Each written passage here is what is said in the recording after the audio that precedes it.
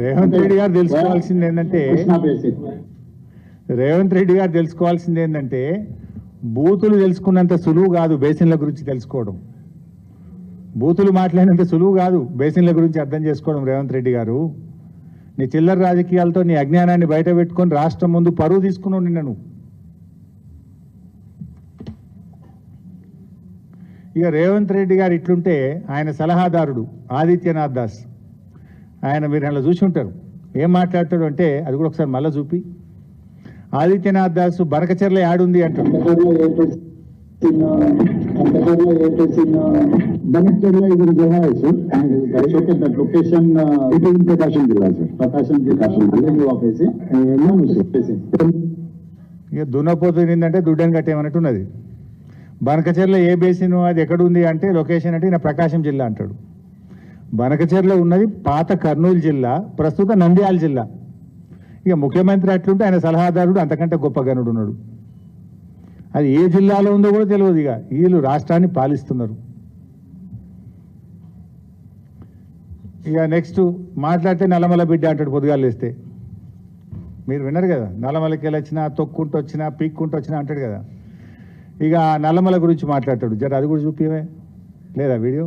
సరే, నల్లమల మీద నల్లమల తెలంగాణ కిందికి వస్తుందా ఆంధ్ర కిందికి వస్తుందా అని అడుగుతాడు నిన్న. అంటే ఇది నల్లమల్ల పులిమిడ్డ కాదు, వెకిలి మాటల వెర్రి బిడ్డ అని నిన్న తెలుసుకున్నాడు రేవంత్ రెడ్డి. నల్లమల్ల కిందికి వస్తుంది యాడుంటుంది అని కూడా అడుగుతాడా? ఆ మాత్రం అంటే అజ్ఞానాన్ని కూడా అర్థం చేసుకోవచ్చు, కానీ విషపూరితమైన మనస్తత్వంతో ఉన్న ఈ వికారాన్ని అజ్ఞానాన్ని భరించడం చాలా కష్టం. అంత విషం. రేవంత్ రెడ్డిలో విషయం తక్కువ, విషం ఎక్కువ. నిన్న జరిగిన మీటింగ్ ఏంది?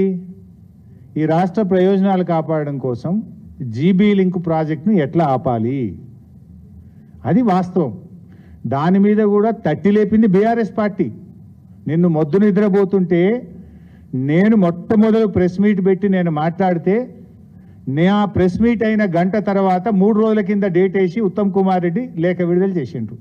నా ప్రెస్ మీట్ అయిన గంటకు. రెండవసారి అరే వాళ్ళు ఆల్రెడీ టెండర్లకే పోతున్నారా, నువ్వేం చేస్తున్నావు అని నేను రెండవసారి ప్రెస్ మీట్ పెట్టి చెడామెడా వాయిస్తే మళ్ళీ గంటకు నిన్న డేట్ వేసి మళ్ళీ ఉత్తరం రిలీజ్ చేస్తాడు. నా ప్రెస్ మీట్లతోనే నువ్వు ఉత్తరాలు రాసినావు.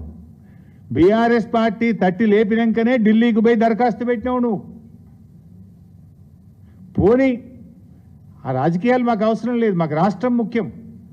రాష్ట్ర ప్రయోజనాలు కాపాడడం కోసం బీఆర్ఎస్ పార్టీ అఖిల పక్షాన్ని డిమాండ్ చేస్తే మా ఎంపీ గారు మేము సంపూర్ణమైన మద్దతు ఇస్తామని మా రవిచంద్ర గారు చెప్తే ఆ మద్దతు తీసుకొని ఏకవాక్య తీర్మానం చేసి ఢిల్లీకి పంపి నువ్వు దాని మీద రాష్ట్ర ప్రయోజనాలు కాపాడతావా, దాన్ని రాజకీయ వేదికగా మారుస్తావా? పోనీ అనలనే ఏమైనా నిజం ఉందా? కేసీఆర్ను బదనాం చేయాలి, చంద్రబాబు మెప్పు పొందాలి అని నిన్నటి రేవంత్ రెడ్డి గారు మీటింగ్ పెట్టినట్లుగా కనబడతావు.